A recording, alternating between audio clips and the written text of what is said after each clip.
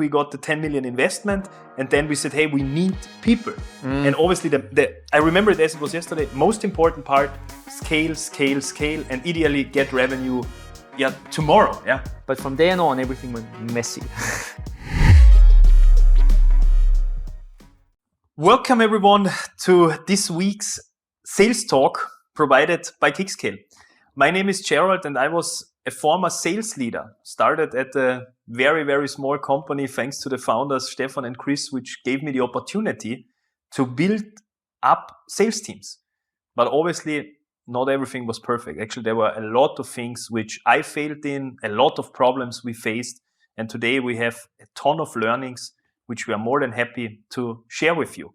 With me here, my co-founder and also former BDR and SDR, Markus. Hey everyone, I'm Markus. I worked, like Gerald said already, I worked under Gerald for quite a while at the beginning, right when I came out of college as an SDR and BDR. And today I'm in marketing, fully marketing, head at the marketing, content marketing team later on. But I want to give you a bit of an overview of the failings that we made at the beginning of my journey under Gerald's leadership. And there are quite some, I think. When I even look back now, I see a lot of them. And let's start first with, what do you think, Markus, when you, out of college, you came in? For me, it was like, I worked closely with the founders, with Stefan and Chris, as mentioned, and we were selling. We were actually already selling, which was good. And then they said, hey, let's hire people that we built up the SDR and BDR function. And then you joined. How was it for you? This whole starting point. Going back to 2016, I joined right out of college, got an offer from Red Bull, declined that, and went to the small startup Bitmovin to join my good friend Gerald in this role. I had no clue, to be honest, what their role was. I think business development. Yes. And I had no clue what business development is. I knew the vision from Stefan, the founder, and Chris. They said we want to be the biggest video streaming platform on this planet, right? We want to really rule this with Netflix, with Disney, and so on. So this was my main reason why I joined. I agree with you. I think what we experienced here, also from our point of view, we were chatting, what people do we need? Sales, business development. Sales is closing the deals. Business development is somehow filling the pipeline. So we decided back then, we had already two people, Dragan and Victoria in the team. And we decided we need more. We need more to enter the market. We saw first traction, which was awesome at this stage. I think there was 10 million investment, right? It was also, exactly. You joined when the 10 million investment, August 2016, we got the 10 million investment. And then we said, hey, we need people. And obviously, I remember it as it was yesterday, most important part, scale, scale, scale, and ideally get revenue tomorrow. Markus, how was it for you? How did you feel? What was your thoughts then here? I mean, I was pumped. I remember first day coming in and you had everything prepared for me. I think you took a week or so to show me stuff. So that was well done. But from then on, everything went messy. There was no onboarding, not at all. We didn't have it the thing is, we didn't have a formal onboarding in place. It was all like in meetings, getting there. I had obviously some internal checklists to go through certain things, but it was one Google Doc with some checks. It was all Google Docs. That was it. I remember all was in Google Docs, tons of Google Docs. They were very confusing. You had metrics, you had lots of metrics and super high goals. I remember we were in the meeting room and you said, and now it's time, you guys have to close soon deals, right? I was like, whew, I'm glad I'm not in your position, right? I remember for me, it was just set up meetings, right, with others. That was my goal, basically. But the how and how to send, contact 500 or more people per week, I did not know how the heck should I do that? How should I get it done? And the pressure was high. So I think we did it was such a fun time. I learned a ton. It was so nice to work together with everyone. But obviously the pressure was there. We wanted to deliver. And as you mentioned, we didn't have the playbooks or the tactics in place to contact 500 people, 600 people. And to be fair, I think there were playbooks because you guys got those from YCombinator. You got all those playbooks, but you did not share them with me. You shared them with me very quickly because it was in your head and you said, here, do this. YCombinator taught us this. You will be successful with that, right? But I had nothing to no material to go back to look at it. True. Yeah. We had these playbooks in place. It was the YCombinator playbooks. I know it. We were working very heavily with these guys together and got these playbooks, but in no formalized way. It was more like, hey, these are some tips and tricks. Yeah. We provided that to you guys to say, how can we contact each week 500 people? But I think you guys did not do a good job in translating this over to me, communicating this over to me, and so that I could learn from it and also I think my onboarding time was for sure until I was productive half a year at least. The key learning is really also, because that's also what I reflected, is if you can get someone obviously with technical experience or having this technical mindset, perfect. But as you mentioned, I liked your really motivation and the eager to learn, and this was more worth than having someone who knows the tech. Yeah. No, that was for me super important. That I remember I worked super hard. Was the 7 in the office and left it at around 7 or 8 in the evening, but it was not productive. Yeah, I probably wasted a lot of time. I remember I was working for too many account executives and sales directors simultaneously. There was not a lot of structure given there, so I had to support more of them. Probably too many, because I remember we were growing globally very quickly. And then it was like, there was a trade show there. They need support in the United States. They need in Europe, France here. They need in APAC. We opened up the office in APAC, right? They need support there. And there was too many things coming together for just one single person. I think that was something that I would definitely do differently or raise my hand and say, hey, this is way too much. Yeah, what really the main goal was, where I think we did a good job, we wanted to scale very quickly globally. And the success was there because we had customers in US, we had customers in Europe, we had customers in APAC. So we scaled there, but it was challenging because we haven't had all the rules in place. Yeah, today, when I would go into an SDR world, I would say, hey, who works together with whom? What are the rules of engagement? And so on and so forth. And back then it was like, hey, Markus, there is a trade show in Hong Kong coming up, yeah, and there is one in Las Vegas. We need to have 200 meetings on each of these. Let's reach out and let's go, right? And you were leveraged like 2 months. Yeah. And this was just a small piece of your work, actually. Yeah. And I saw it also. I remember when then we hired quickly another SDR. I think that I should help to onboard me, a person who also had not a lot of clue, onboarded another person who had not a lot of clue. That causes a chain reaction, right? If one person is not onboarded properly, then the others won't be onboarded better either, right? So, and we didn't put the focus. Unfortunately, I didn't put the focus. I take 100% credibility on that, on structuring the onboarding. It was more like, hey, we need to get going as fast as possible. And you do it more like ad hoc, say, hey, Markus, let's sit together. What next campaigns can we execute? Instead of taking like 2 weeks, 1 month, documenting what works and doing that again. That's, I think, very important when you do like outbound, for example. What personas resonate? What customers have we already closed? Where is the value of our product the best? Now we know, right? What would you actually do if you have just 1 hour per day, not more, right? For whatever reason, where would you invest your time? Which customer would it be? What is the best customer where you have the highest chance to make this deal close? I worked on everything. Biggest mistake.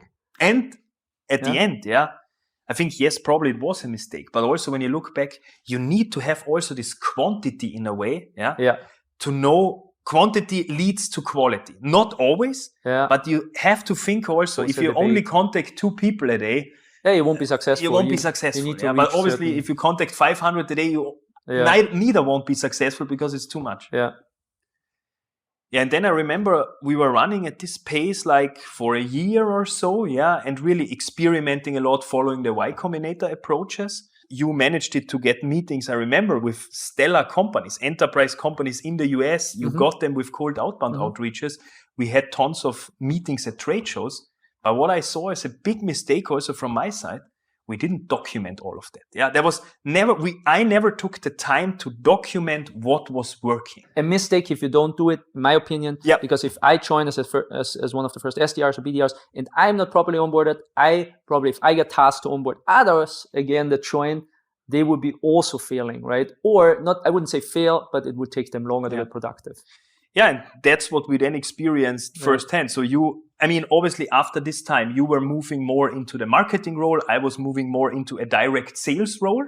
Start in as an SDR or BDR whenever you can. You see so many different things, right? You can figure out, you have to work with marketing, with product, you have to understand lots of different things, and you can figure out where do we fit best. For me, it was always marketing, right? Mm-hmm. I mentioned at the beginning, I wanted to work at Red Bull before, so I wanted to go into marketing again and did so. Yeah. And I think that was the perfect decision for me.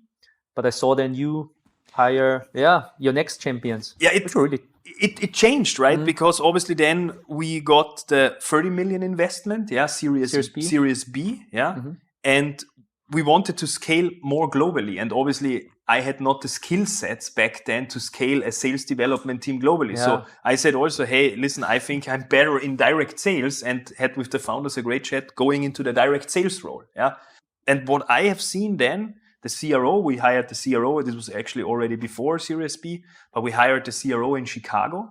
And then we built up the sales development team there.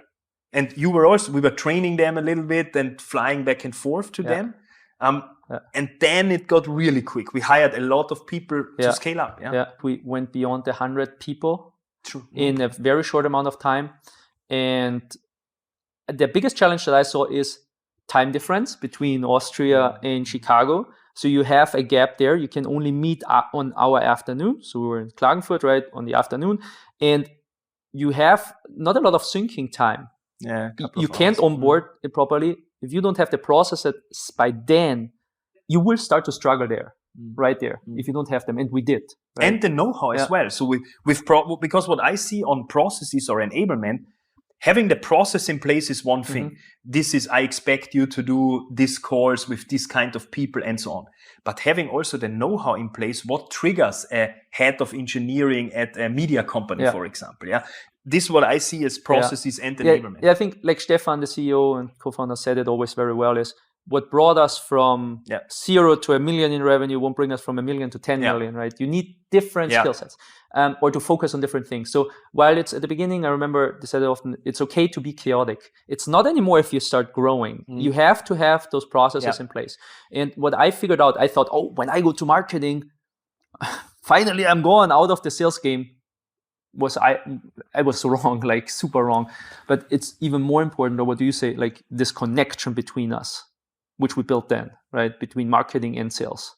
And exactly, marketing, sales development, and I even go one step further, direct sales as well.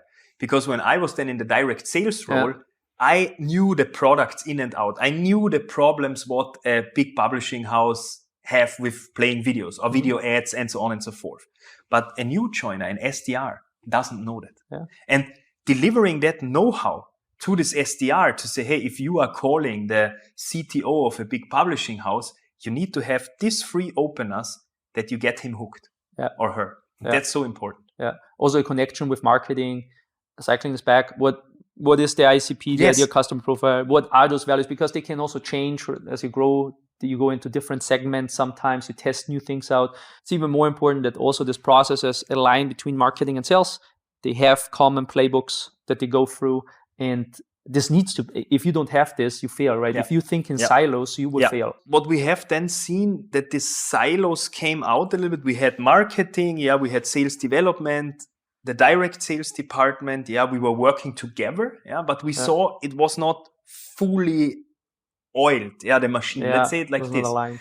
Still, when I look back, I think the processes were stellar in but also back then, I liked it, how the approach we had, the tactics, but probably the know-how, what really the pain points, like you said, ICP, value framework, this was probably not there for the junior seller. I remember there was also this big learning when they said, guys, you have to stop to sell in features, which juniors do a lot of times, me included. We have this and this feature, this is so good. But instead, turn it into value selling, which was a big game changer, right? Such things, that really moved the needle. Yeah, and then when we were working together with the SDR team, I saw a lot of improvements. We saw that certain things are start to working. Every SDR was working with 2 to 3 account executives / sales directors together. And I really loved that time because it was like I learned a ton how SDRs actually work, what challenges they have. And I liked it to provide training know-how to them, to say, hey, what is the video industry, what challenges are there, and so on and so forth. And you from the marketing side, obviously, as well. I think we were privileged, or there was a good situation coming up that I was on the marketing team and we worked very closely together. I think to always have this back and forth between us. What is the ICP? What are the values that we are selling? And what are the processes, the tools to reach or the channels to reach our audience from the sales side, but also from the marketing side. I think very important. Yeah, and then as we worked so close together with the SDR team, I also luckily got the chance from Stefan, the CEO and co-founder, to also get into a team responsibility role, and say, hey, let's even grow this team further. We want to build also something up in Klagenfurt, Vienna, in Austria, to grow that SDR team. And luckily, I could then really take over a bigger SDR team and even hire more people, with also some challenges which we had there. But then this was really the last 2 years when I was then working at Bitmovin, my main responsibility together with you. And I think that's where we developed also this relationship between marketing and sales development, why I learned a ton from you as well, how important all of this is. The ICP, the value framework.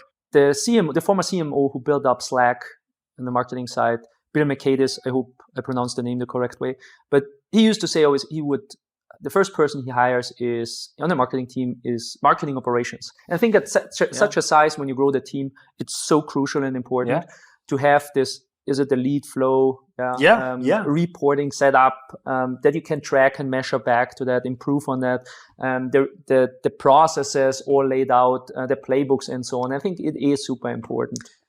Yeah, and when you talk about CMOs, like I worked also together then with Fergus Gloucester, who was the first Salesforce employee in Europe, building up the European sales Remember team. that, Yeah, and we had really regular coaching session. I talked also about the inbound flow, and he also mentioned you need to have this clarity in place. Everything has to be clear.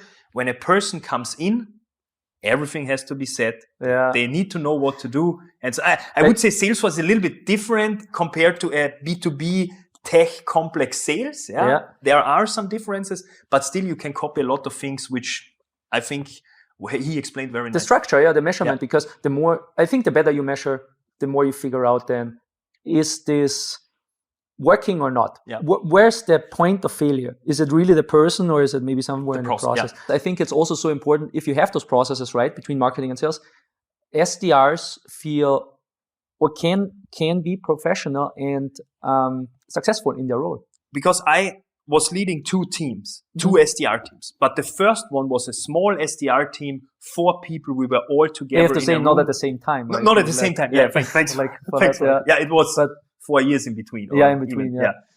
But the first SDR team was a completely different team. It was people in the office together with the founders, together with product. We had a lot of information exchange, and we adopted quickly and changed quickly.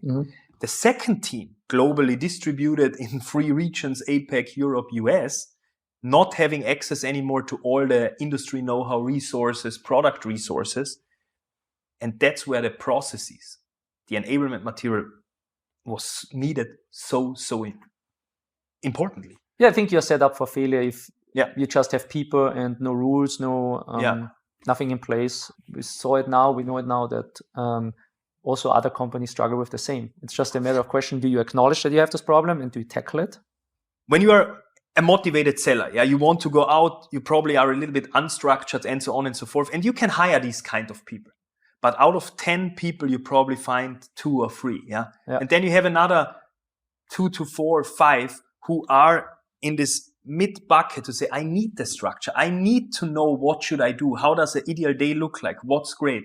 Then probably you have 2, 3, they don't want to work in sales. For them, it's not the right job. But I want also to give our viewers, this is so stellar. If you are a great seller, and you become sales leader, I did that mistake. I said, everyone is that motivated. Everyone wants to do it. But when people don't know what to do and what's expected, it's hard for them. I did not have the ideal process or experience with that. Sorry to mention this. You did a great job at the beginning. We didn't create it. We didn't create it. But totally I think that was important because I always was striving to find it. What is the ideal path? The most important and critical skill is pattern recognition. If you know a certain pattern, you can document it, and you can copy it, like also what Tony Robbins is saying. Yeah. If you know that, that's where you need to go towards. I always was looking for this ideal process and thought others do it better than us, right? Maybe in other companies. We work now with so many companies. They all struggle with the same problems. And I think everyone is cooking with water, right? They all struggle with the same problems. They do just some tactics, but some are disciplined. They have the right goals and they go after them. And they can measure it, because that's also, if you are an SDR leader, at least I saw that as well, you have to make tough decisions and you have to think, is the process broken? Or am I not enabling the people enough? Or is this person just not the right fit? I don't know how many times I've heard the first time, oh, this SDR is shit. Like the first times when I was in this role as an SDR or BDR, I think the first weeks I was always concerned about my job. Always. That's why I was so long in the office. I want to do a good job, right? Yeah. But I did not feel like, damn, I'm not getting the results. What are even the results that I should be getting, right? Exactly. And I think if everyone, in our case, there was almost everyone a junior. You were first-time leaders, first-time founders, the co-founders, and so on. I think it's important to know that and to get help. Yeah. Right. Get yourself help. That's important. It is important. Topic. So let's summarize here really the 10 years of experience in SDR and SDR leadership, and what are the key takeaways. And to be very honest with you, and also Markus, we discussed today a lot about that. Number one, expectations, goals. What's really like when someone new comes in, especially as an SDR, out of college, probably the first, second role, what are really the expectations? And with expectations, I mean, what does good actually mean? How does a good day look like? What is at the end of the day, what should the person have accomplished ideally, like setting up a meeting, whatever. But even more important, what activities are they doing? Yeah, where are they in this process? So goals, expectations, very important. Number two, enablement. What do I mean by that? Ideal customer profile. What is actually the ideal customer profile? What's the value framework? What are the problems of a certain persona? If you cannot transfer that in easy language, it will take longer to onboard them and it will be harder to make them successful. So I think this is the very, very two important things. And number three, besides the goals and expectations, also the processes and structure. If you have a team with 10 SDRs and you don't know why certain SDRs are performing and why others don't, then you have an issue because it's not scalable. I didn't have that at the very beginning. Yeah, later on, I think we got to that place where we had the dashboards in place. We know what channels were working, how many activities do we need, what was converting, what did we say. So processes, rules, recordings, learnings. This is the number three in my point of view, yeah, that every SDR have to learn from each other, because otherwise it takes just so much time to figure out what's working. So need things what already work. I think these are the three key takeaways from me, top of mind now on the SDR side to tackle this. Yeah, I think for SDRs per se, when I joined, from my learnings, and I can share them, is, am I interested, first of all, in this industry? Oh, yeah. Because I think you will fail if you don't really like this industry, right? That's number one, because you have to learn as much as possible about it. Then, do I have what it takes to be a good seller? Pushing, going always beyond even if I'm tired, beyond my comfort zone. I have to talk to people. Even if I'm tired, I have to go out on trade shows and so on. That's super important. I think a lot of responsibility is really there on the SDR, him or herself. Look, really, are you the right person for this? Right? If not, that's also fine. Go in a different position or so. 100% agree. Very important. And then the rest is, there are certain things that if you don't get it from the company, ask your leader for it, or collect it. You need the ideal customer profile. You need the value framework. What values do you sell to those people? What then is the process that I can follow? Right? And if you don't get it, ask for it. Do it on your own. That will make you successful. That's what I think. But again, this goes back. You need to have this attitude of a seller. Right? If you don't have it, then better go in marketing or somewhere else. And I would always recommend, I saw this the best companies do, when you start as an SDR or BDR, ask also, if the sales leader can do that, ask to work in customer support. Yeah. You will learn so much about the customer there, right? you can't learn anywhere else. You learn about the problems, the frustrations, and so on. You know how to deal then in a conversation when you want to convince another person that you try to sell to. And yeah, in a nutshell, this is, I think, the most important things. Markus, one thing I'd like to ask you as well, or that you give that also to the audience, because what I see as well, and I saw that also with Martin, for example, who is now, was account started as SDR, got 1 year or 1.5 years later, we promoted him to an AE, and very successful now he's leading the team of AEs. So really, really big kudos also to Martin, because what he was doing, he helped also the other SDRs, to ramp up. Yeah. And this is, I think, also for SDRs, if they want to get promoted into a certain role, if they can help the SDR leader in enabling their team even better. No, I think, and this brings me to this point. What is also very important, I think, to maintain a driven person, a driven SDR or BDR, is have a career path for them. Please do so, because no one wants, if you are 1 year in this role, even if you're, or 1.5 years or whatever, 2 years, 3 years, at a certain stage, I just saw a few SDRs and BDRs that just wanted to stay in this position, but most of them want to accelerate their career in other fields, right? And they want to see growth. That's what it is about sales, and having their really good compensation plans and so on. And be careful about this, but this package needs to fit. Then you have a driven person. But if the person, I guarantee you, I was such a person too, if I don't see growth after a year or 1.5, and I just keep doing the same things over and over again, I probably quit, right? Yeah, I think that's important. Show them really a path. Where do we go? Clarity. Clarity. That's also what I mean with expectations, goals, having the clarity in mind. Okay. Thanks very much for listening in, for viewing in, and check out certain templates, playbooks. We have also online kickscale.com, where you get a lot of inspiration, what you can use as expectations, processes, enablement material, and so on and so forth.